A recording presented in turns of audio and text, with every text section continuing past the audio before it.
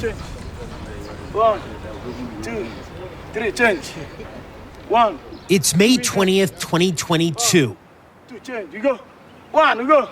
1, stay there, stay. Exactly 6 months before the start of the World Cup. Migrant workers are gathered at a small school on the outskirts of Doha, Qatar's capital city. They come every Friday, their one day off, to play the game they love.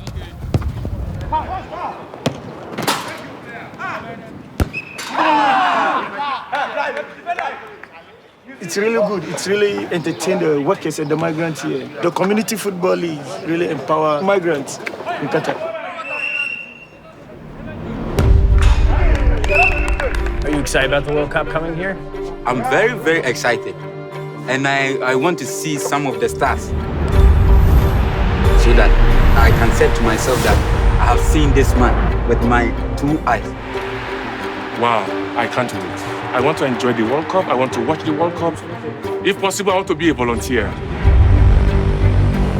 These are just a few of the millions of workers who've come to Qatar over the last decade to build all that is necessary to host the upcoming World Cup.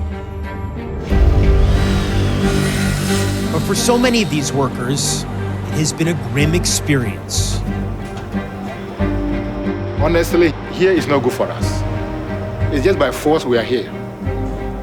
Do you have freedom here to do what you want? Nobody has freedom here. Nobody. Nobody has freedom here. You can't be free here. Never.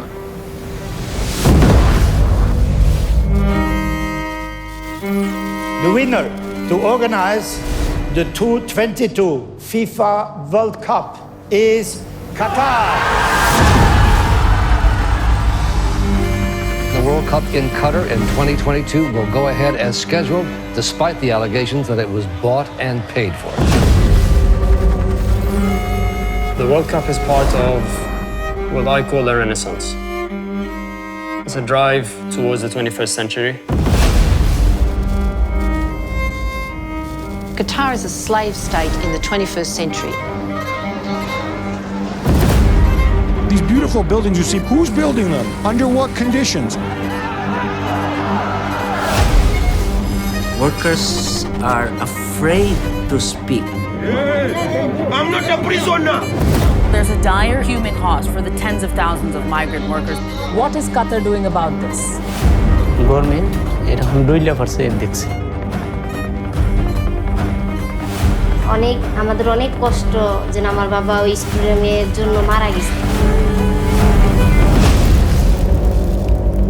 What happens when companies don't treat their workers the way they should?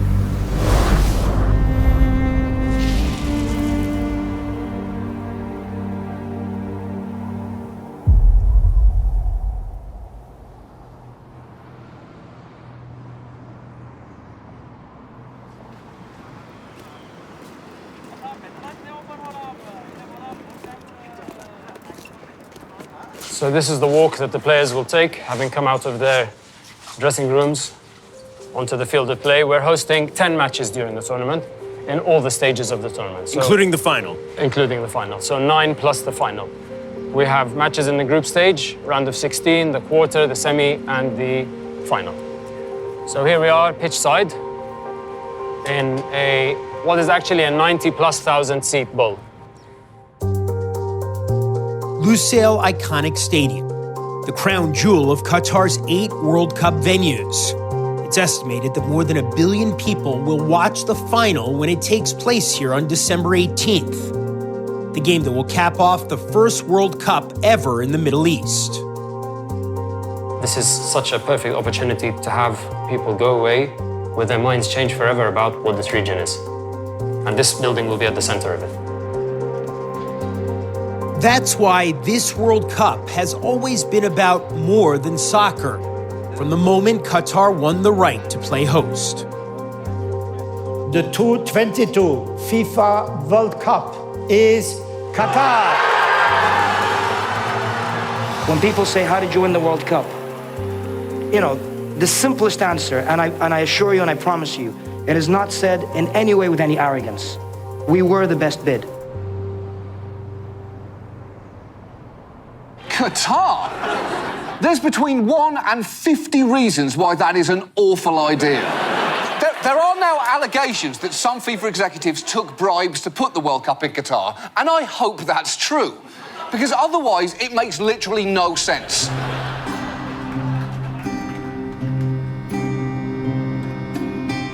From the beginning, Qatar's World Cup has been embroiled in controversy. Jutting into the Persian Gulf, Qatar is one of the smallest and wealthiest nations on the planet. But with no soccer tradition to speak of, and with temperatures that can reach 120 degrees Fahrenheit in the summer, when this World Cup was originally scheduled to be played, Qatar's bid was initially met with skepticism. I don't think anyone took us seriously. We weren't anyone to reckon with. I don't think anyone really cared. Phaidra Al-Majid is a media consultant who worked for Qatar's World Cup bid committee. In January 2010, Al-Majid and the rest of the bid team traveled to Luanda, the capital of Angola. A conference of African soccer officials was taking place. In attendance were members of FIFA's Executive Committee, or EXCO. Each had a vote in the process that would decide where the 2022 World Cup would take place. What did you see in Angola? I witnessed the Qatari team offering to different EXCO members money in exchange for their vote. You were there? I was there in the room, yes. How much money? 1.5 million. Per vote. To three different members. 3 different members.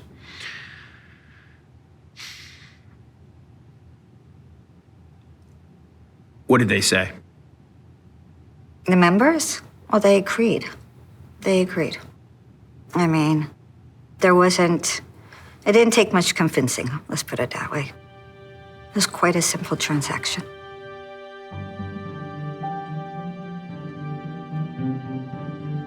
Was it all 3 at the same time or No. separately? It was separate.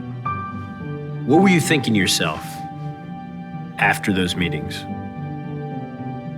I knew Qatar would win. I knew it. It was obvious that we would win. Phaidra Al-Majid's allegations were made public at a hearing in the British Parliament in May 2011. And later, the U.S. Department of Justice would determine that FIFA officials had taken bribes. But despite the revelations, FIFA was clear on how it would proceed. There is not one single doubt that the World Cup 2022 will be organized in Qatar. Decision taken by the Executive Committee on the 2nd of December 2010 and not reversible. The concerns quickly shifted from how Qatar got the World Cup to what it would actually take to play host to the tournament. So much would be required: stadiums, hotels, public transportation, highways. With only 300,000 citizens, most of the work would be done by laborers recruited from abroad, mainly from impoverished countries in Africa and South Asia. When they were awarded the tournament, we did know that the situation for the migrant worker population was a pretty desperate situation. They were held in virtual bondage by what's called the kafala system, which binds workers to employers. Qatar is a slave state in the 21st century. The kafala system means you are owned by another individual. Everything you do is at the behest of another human being. Upon arrival in Qatar, passports were seized, held by employers. Changing jobs was forbidden. If you tried to leave the country without your employer's permission, you could be arrested. You sign a contract. You're really optimistic. You can send money home for your family. You arrive in Qatar. The contract is more often than not torn up in front of you, and they pay you what they choose to. The kafala system exists in several countries in the Middle East. But with the World Cup coming to Qatar, suddenly the rest of the world was paying attention to its injustices. In early 2014, we went to Qatar to see what life was like there for migrant workers. This is a hard place to be. The conditions were appalling. By law, the migrant workers aren't allowed to live anywhere near the homes of Qatari citizens. Instead, they live here, fewer than 20 miles from the capital's opulent skyscrapers. The sanitation was poor. There was an overpowering smell of human waste. Several workers were washing their dishes outdoors in the dark. Others crowded into a small kitchen to prepare their evening meals.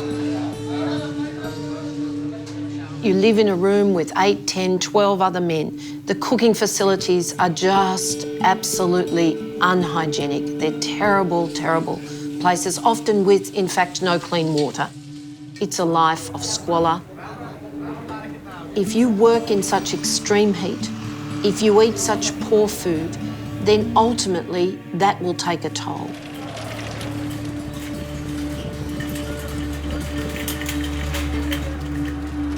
How many people are going to die so that this World Cup can take place? Conservatively, from the figures of just two countries, India and Nepal, more than 4,000 workers will die before a ball is kicked off in 2022.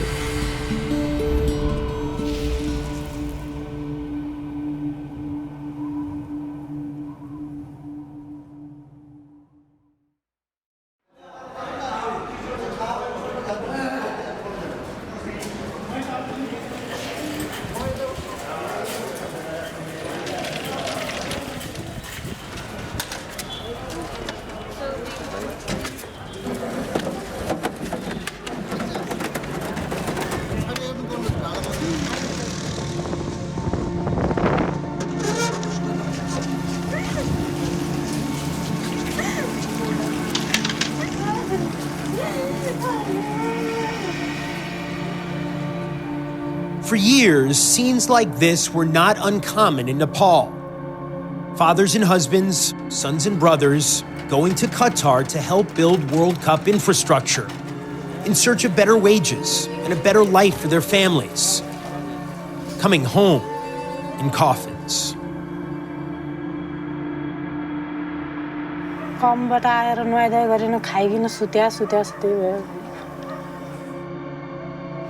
Like most of the 400,000 Nepali workers in Qatar, Dun Kumari Demi's husband Kali worked in construction.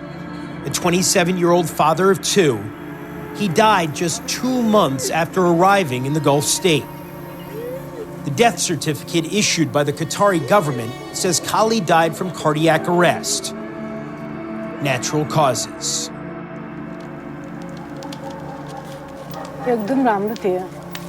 केही भएको थिएन मसँग बिहा गरेदेखि टाउको दुख्ने ज्वरो आउने पनि भएको थिएन के गर्ने अब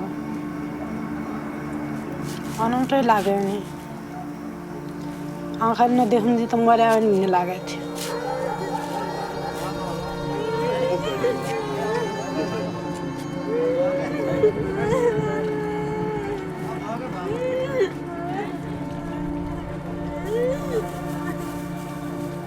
Gulf country are not safe for Nepalese migrant workers. There are a number of people who are going to Qatar. They are dying much more. Sumatra Singh is a Nepali government official. His agency keeps track of those Nepalis dying abroad.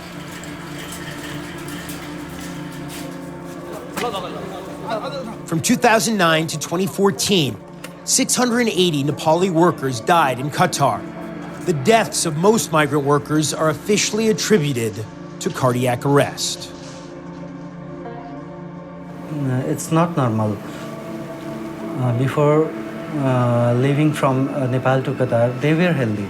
Dying in young age is not a natural phenomenon.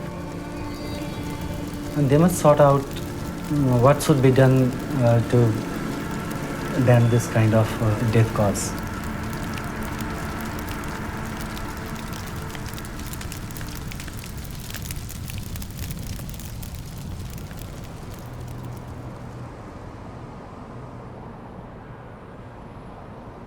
What is it like being here away from your family? दुःख लाग्छ नि लाग्नु त हो के गर्ने अब पैसाको लागि हिँड्नै पर्यो अब गरिब छौँ अब नेपालमा. During our first reporting trip to Qatar in 2014, these workers from Nepal agreed to speak to us on camera, but only if we concealed their identities. आयो मजाले खायो पियो अब भोलि उठिन्छ कि उठिँदैन भन्ने डर हुन्छ क्या अहिले सबै हो. Why are so many of your fellow Nepali foreign workers here dying on the job? होइन यो बोर्ड त नेपाली मात्र होइन हर देशको मान्छेहरू मरिरहेका छ होइन अब फिलिपिन्सको इन्डियाको बङ्गलादेशको श्रीलङ्काको.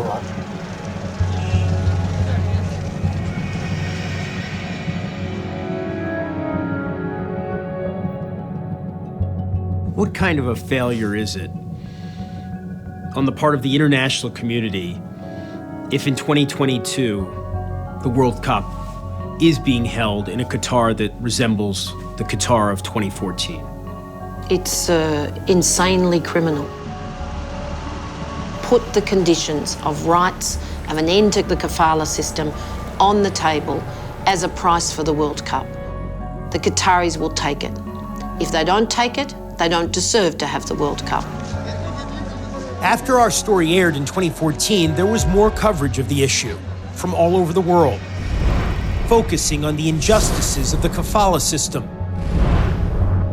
Some labourers say they face dangerous working hours, squalid living conditions. These beautiful buildings you see behind me, who's building them? Under what conditions?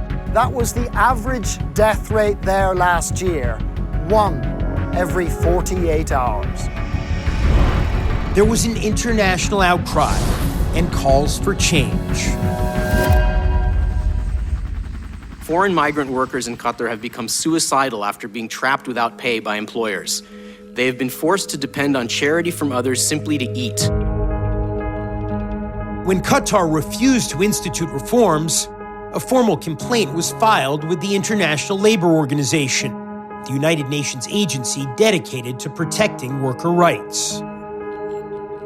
There were real concerns around the kafala system or the sponsorship system and what this meant for workers. It was very much contributing to workers' exploitation. Max Tunyan is the head of the ILO's office in Doha. From 2014 to 2017, there was a long back and forth and a long period of negotiation.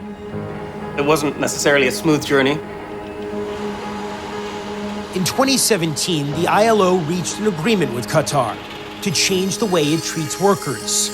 Over the next 5 years, as construction for the World Cup kicked into high gear, scores of new laws would be passed to dismantle the kafala system. Does Qatar have reason to be proud of where it is now on this issue?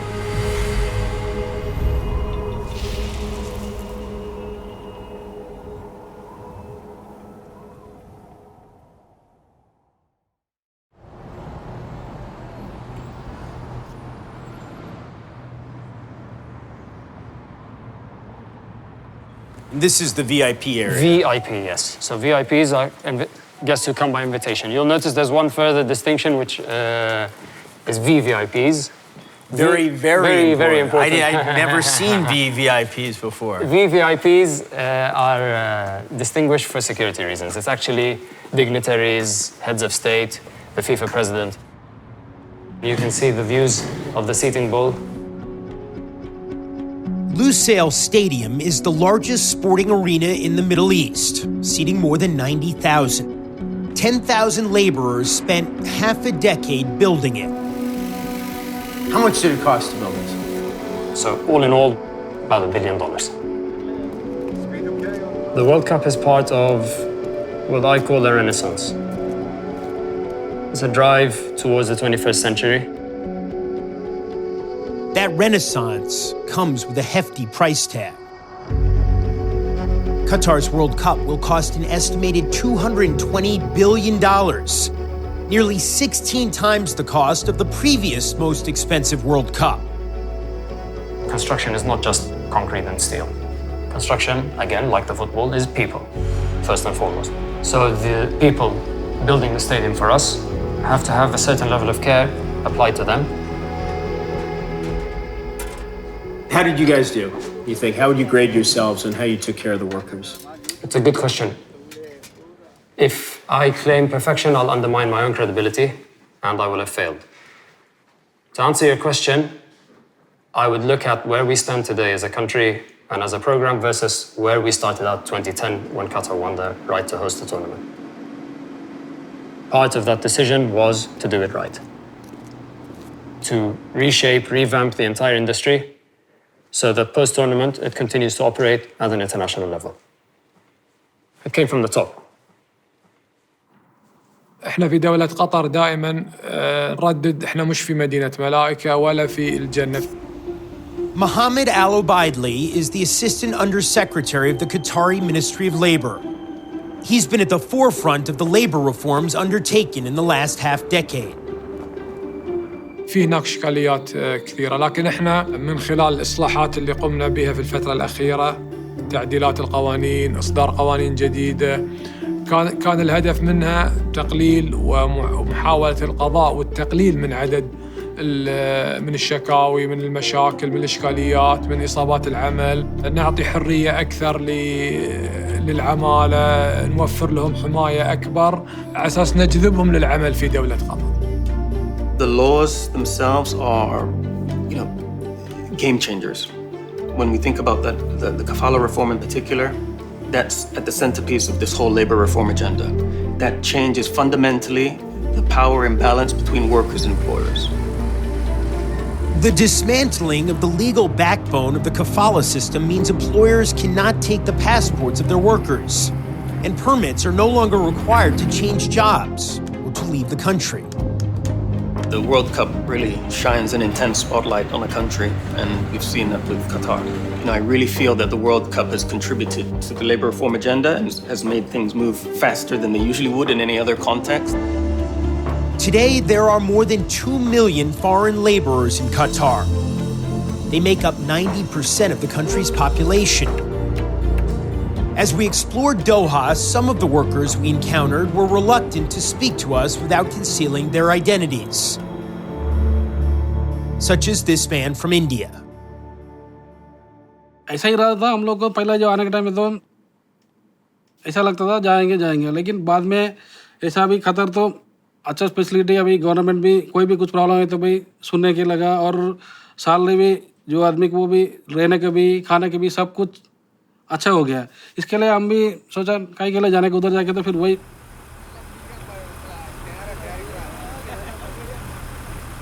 But some foreign workers were more comfortable being seen on camera, like these men working on the Corniche, the waterfront area in Doha that is to be a central meeting place for fans during the World Cup.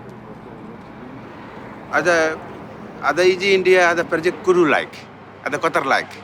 Iji koi se Qatar majbut Jen. Mia Qatar. How do your employers, how does the company treat you? Koi sirka koi Jen, sirka ku Jen. Majbut Jen sirka. Sirka majbut. Mafia da sirka koi. Akil jib, kullu jib. Moya jib, kullu jib mana sirka. We heard similar responses from many of the workers we spoke to. No complaints. But the days are long and the work demanding. There are typically 2 shifts, each lasting 12 hours. Alin sukul mafia, alin sasita sukul. Sukul kelas badi mo gurfa. Bhai badi mo kara isim sukul tari mar rahi ji. ऐसे कर इतने इंसान खास बाद में बिला तानी मर रही जी क्या सुकूल लेबर सुकूल ऐसे कर तानी मर रहा बकरा जी film सुकूल same. Do you think that you are treated fairly? أنت شايف إنه هذا عدل؟ هذا مظبوط؟ أيوة مظبوط ده. हाँ सर का मियाँ मजबूत फिल्म. पुलिस पे वाला तो ऐसा खलास फिल्म जी पुलिस जी माफ करना दादा अलिन मियाँ अलिन जैन अलिन पुलिस पे ज़्यादा है जी पुलिस जी मियाँ मैं जी पुलिस ممكن لازم طبعا नेपाल भी है नेपाल फिर सोया फुलूस ही नहीं जी फुलूस ज़्यादा जी जीएम भी है जी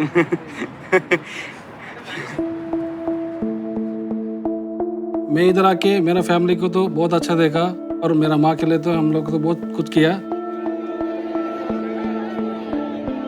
Another of the major reforms has been the implementation of labor courts, where workers can bring cases against their employers for mistreatment, including the withholding of wages. The first time I sat in those courts and watched workers being able to go somewhere, take a ticket, get the judges to listen to their case and have them resolved, I cried. When we first spoke to Sharon Burrow, General Secretary of the International Trade Union Confederation, back in 2014, she was the fiercest and most influential voice protesting worker mistreatment in Qatar. Qatar is a slave state in the 21st century. Now, Burrow says, Qatar has changed. I can tell you now the kafala system is dead, so you see a very different Qatar. It's not perfect because the challenge is implementation, but the laws are not the laws of exploitative modern slavery anymore. If you're hearing Sharon Burrow, who 8 years ago raised the alarms about what was going on to a greater extent than anyone else, said thousands would be dying, those people are confused. Well, of course. But again, I'm talking about changing the law, putting the disputes resolution processes in But place. not just the law. You're talking about the lives of the workers. Exactly.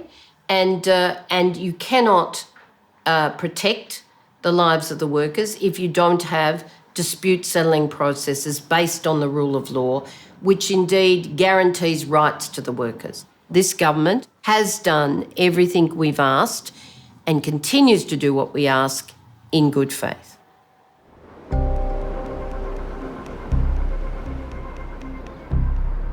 When Qatar got rid of its exit permit system, the ITUC said that they'd ripped the heart out of kafala. It's false. They hadn't. Nicholas McGeehan is a founding director of the human rights organization Fair Square. He spent his career advocating for migrant worker rights. Did we get labour reform? Is kafala gone? Have we completely got rid of this abusive labour system? And the unfortunate reality is we haven't. In the last 18 months, there have been several labor protests in Qatar. Hundreds of construction workers went on strike. They said they weren't getting paid. Dozens of protesters were deported. We know that there is retaliation by some employers against workers when they express their wish to change jobs. We know that there are wage issues. There's still far too many workers who are not paid their wages on time. Those are the two most common complaints that we receive.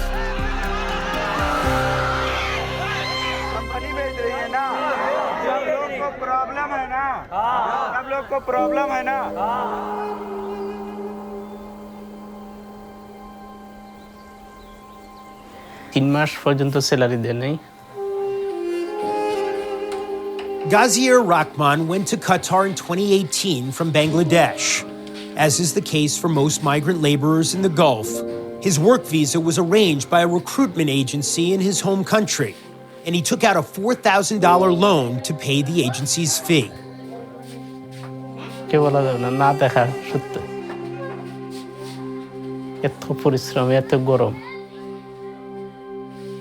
ফাতর বাঙ্গিয়া মানে খাস করি ফাতর বাংলায় একদিন খাস করলে 17 ঘন্টা duty করতে হয় Ghazier says that in the more than 2 years that he worked in Qatar, he was able to send home only $880 to his wife and son.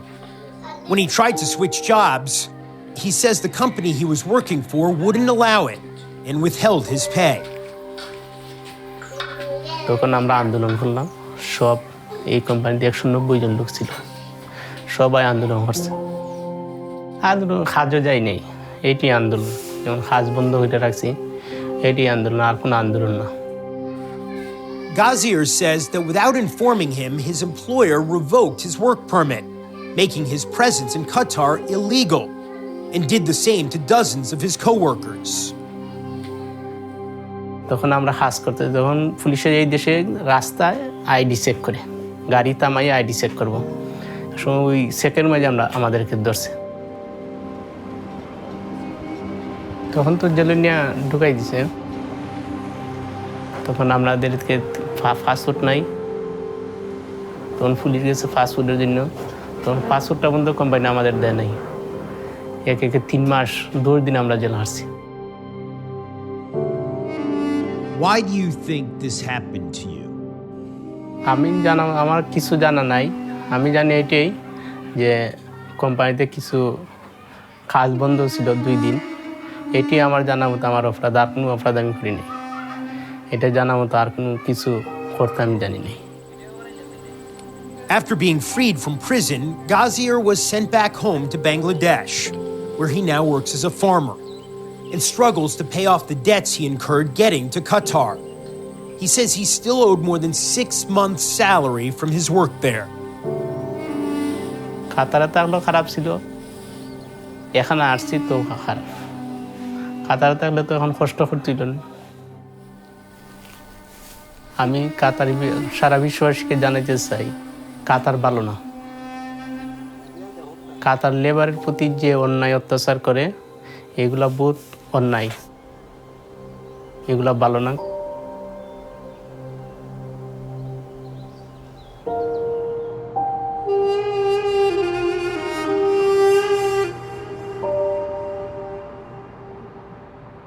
There have been strikes, there have been protests. What happens when companies don't treat their workers the way they should, the way they are obligated to? What do you do? يعني هي في المشاكل اللي انت ذكرتها نعم وفي ايضا مشاكل اخرى لكن يعني دور الوزارة احنا صارمين جدا يعني في الموضوع هذا وما نسمح ولن نسمح بانتهاك حقوق العمال خاصة في موضوع الأجور فيتم معاقبة صاحب الشركة مباشرة وأيضا يتم حبس صاحب العمل إلى ما يتم دفع حقوق العمال كاملة الآليات هذه وهي موجودة فعلا وأشياء متوقعة يعني There is one missing piece in the labor reforms of Qatar. Ambet Yusan is the General Secretary of BWI, like the ITUC, an international federation of labor unions. It's about the right for migrant workers to form trade unions, because it is only where workers demand for these rights. वरना हम लोग के लिए वही है labour centre खोलेगा तो बहुत अच्छा होएगा जो आके उधर बोल सकते हैं वो जाके वो बोलने वाला ऊपर जाके बोलेगा उन लोग के लिए अच्छा हेल्प होएगा वही है Migrant workers are still unheard in Qatar. Workers are afraid to speak. They fear of retaliation if they speak about the abuses. There's a certain thinking that these people don't have jobs at home. We give them jobs, we give them money. These workers should be grateful for what is given to them. The racial discrimination that fosters justifies, in their view, the dehumanisation of that workforce and the manner in which they're treated.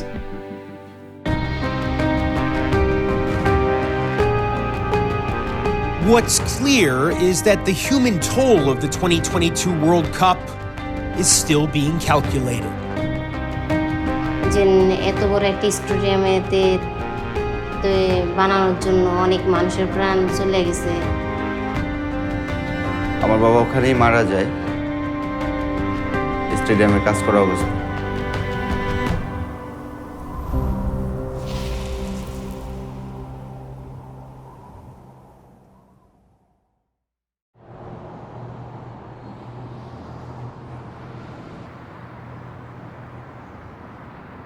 You would like to see one of the rooms? Yes, that would be great. This is look like the room. So it's usually 3 men per room? Up to 4. We are allowed up to 4. Up to 4? Yeah. This is Labor City, an $800 million government-owned housing facility for workers on the outskirts of Doha. Opened in 2015, it can house nearly 70,000 people across 55 buildings. It's very different from what we saw in 2014. Our tour around the facility was arranged by Qatari government officials who accompanied us on our visit. All the workers, we will provide them with the bed, the locker, the hanger of the clothes. This is one of the biggest labor accommodation. As you see, it's fully facilitated with everything.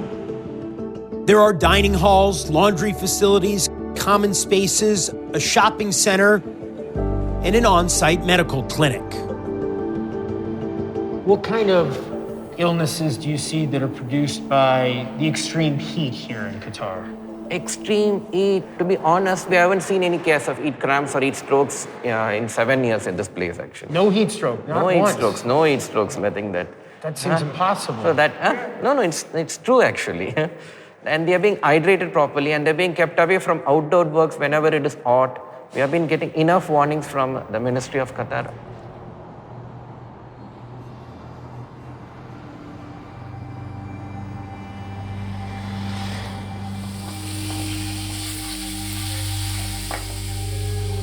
আমাদের শুধু বাবাই আমাদের মাথার ছাদের মতন ছিল সবসময় চেষ্টাই করছে ভালো করার জন্য ভালো থাকার জন্য সন্তানকে মানুষ করার জন্য আমাদের সবার একটা ছিল আর কি পরিচালক আমি আমার ফ্যামিলি সবাই ছিলাম দায়িত্ব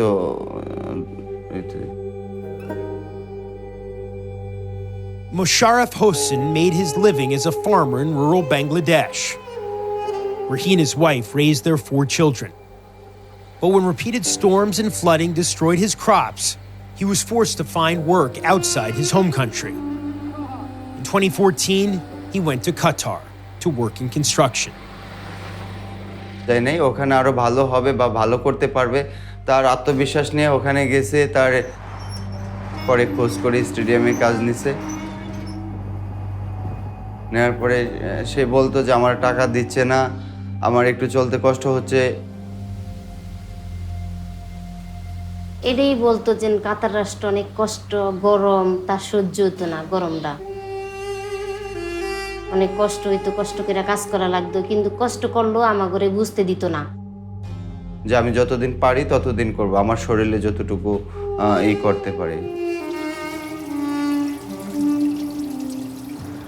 During the summer months, it's not uncommon for temperatures in Qatar to reach 120 degrees Fahrenheit. As a part of its labor reforms, Qatar enacted new laws to protect workers from the heat. But that same year, on August 8th, the day after the temperature had reached 115 degrees, Musharraf died. He was 38. এই করা হয় সেইভাবে করা হয়েছে যে heart attack দেখাইছে বা যে স্ট্রোক করছে এটা দেখাচ্ছে বাট এটা আমরা বিলিভ করি না আমরা এটা বিশ্বাস করি না কর্মরত অবস্থায় সেটা আমাদেরকে তারা মানে খুবই খারাপ লাগে বিদায় বা কিভাবে মারা গেছে আমরা অনেক জিজ্ঞাসা করছি আমাদেরকে সঠিক ইনফরমেশন তারা দেয় নেই Musharraf's children say they received just under $700 of back pay from his employer. They say they haven't gotten anything from the Qatari government. যে আমরা অনেক অসহায় আমরা আমাদের বলতে এখন কেউই নেই যা ছিল আমার বাবাই ছিল এত বড় একটা স্টেডিয়াম হইছে অনেক কোটি কোটি টাকা ওদিকে খরচ করছে আমাদের কাছে যদি আমাদের অনেক কষ্ট যে আমার বাবা ওই স্টেডিয়ামের জন্য মারা গেছে এখন আমাদের একটাই আবেদন কাতারের সরকারের কাছে আমাদেরকে একটু আমাদের দিকে তাকানোর জন্য আমাদের পাশে দাঁড়ানোর জন্য في هناك حالات كثيرة يتم فيها المتابعة ويتم فيها التعويض والدفع بس أنا اللي بوضحه أن الوفيات اللي تتم بمناسبة العمل في بعض الوفيات تتم في أسباب كثيرة للوفيات. نتكلم عن الوفيات اللي تتم في مناسبة العمل أو في إحنا نسميها إصابة عمل أو وفاة نتيجة العمل. إحنا ما في عندنا حالات، يعني إذا في هناك حالات في. The minister says that there have been no deaths that are directly related to work on the World Cup. I just find that statement offensive more than anything. I just find it offensive. The unexplained death rate in a well-run health service, Jeremy, should be 1%. That's what it will be in the United States, that's what it will be in France or the UK. In Qatar, for the low-paid migrant worker population, it runs 60 times in excess of that. It's unacceptable. It's completely unacceptable. আমরা তো দেখেছে খুবই দরিদ্র family, আমাদের কথা এদেশের সরকার শুনতেছে না বা আমাদের এই জিনিসটা দেখতেছে না। কাতার আমার ফ্যামিলির জন্য আমাদের যে আর্থিক সমস্যা আছে,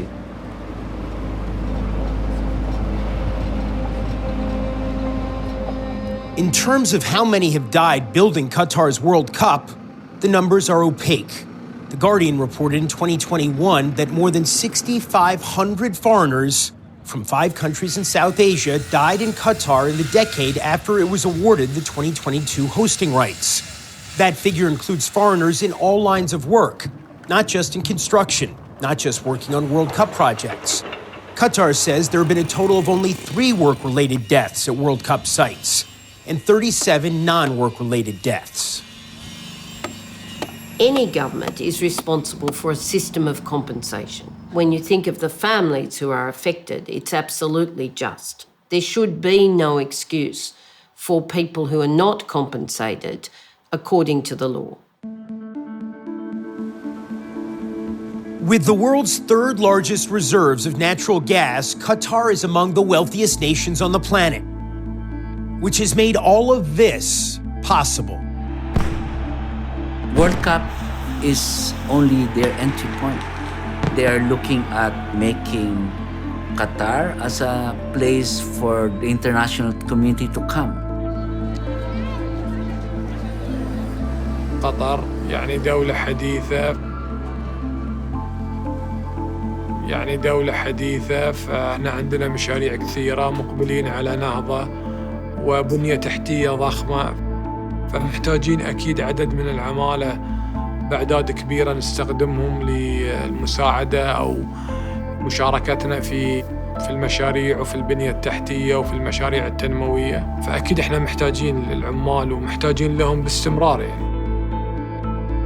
To continue to attract the skilled laborers that it needs, Qatar has created and endowed a workers' fund to settle wage disputes, which they say has paid out more than $150 million so far. But the minimum wage here is just $275 per month, far below the norm in most of the industrialized world. احنا الحد الأدنى للأجر هو الدراسة اللي تمت بالتنسيق مع الجهات داخل الدولة والجهات الخارجية. وبعدين سوري يقول لا هذا الحد اللي احنا نشوف ان الشخص داخل دولة قطر. They have all the resources to assist the workers. There is a contradiction of priorities.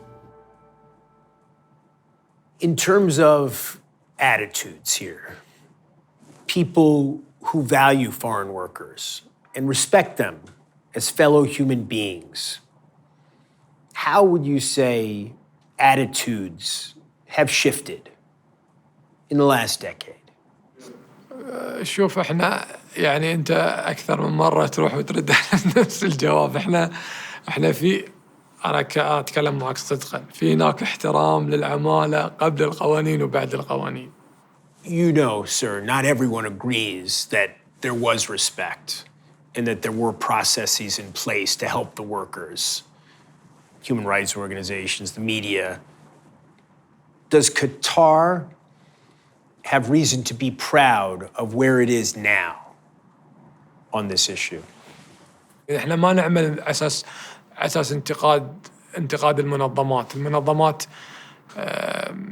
يعني انتقاداتها احنا المنظمات اللي راح تعمل معانا في ارض الواقع في في الميدان احنا نرحب في الانتقادات هذه.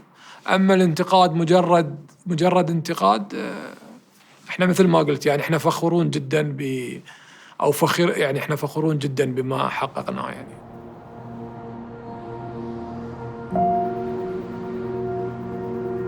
The millions of workers who came to Qatar, who built their highways and their subways, their sidewalks and their skyscrapers, and the stadiums where the World Cup will be played. They are proud of what they've built too. Extremely proud. The first World Cup in the Middle East, with a lot of effort Qatar put in place with the roads, buildings, hotels. It's quite a kind of effort which we should be appreciated.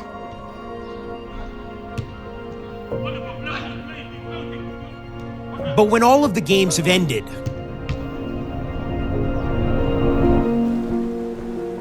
and all the fans and the journalists have gone home, one question will remain. What will be the human legacy of Qatar's World Cup? Social progress often takes a very long time. I think in Qatar we're on that road. You know, we have got legal reform, and that does give us a foothold to make further progress. And this is a deeply entrenched system that goes back decades. So it's not going to disappear overnight. كأس العالم مرحلة، بعد 6 شهور راح ينتهي كأس العالم. قوانيننا مستمرة وفي تطوير وفي إجراءات مستمرة، ما راح توقف. إحنا ما عملناها عشان كأس العالم. It's a very different environment. I'm not going to tell you that I don't raise complaints with the Qatari government on behalf of workers. I do. The difference is that we can get them resolved. That's a very big shift. If we could make so much progress in many other countries for migrant worker rights, we could change the world. পরিবর্তন, রাস্তাঘাট পরিবর্তন হয়েছে ওনারা যে যেগুলা কোম্পানির কোনো পরিবর্তন নেই। ওনারা মিছা কথা বলে, কোনো পরিবর্তন। যে এত বড় একটি স্টেডিয়ামেতে বানানোর জন্য অনেক মানুষের প্রাণ চলে গেছে, বা অনেকের বাবা অনেক কিছু হারিয়ে ফেলাইছে, কিন্তু কেউ আনন্দিত যে একটি স্টেডিয়ামের খেলা হইব, অনেক খুশি। আর যা কেউ হাসছে, আমরা কেউ কাঁদছে, এটাই তো মনে হয়, কিন্তু আমাদের কাছে অনেক দুঃখ।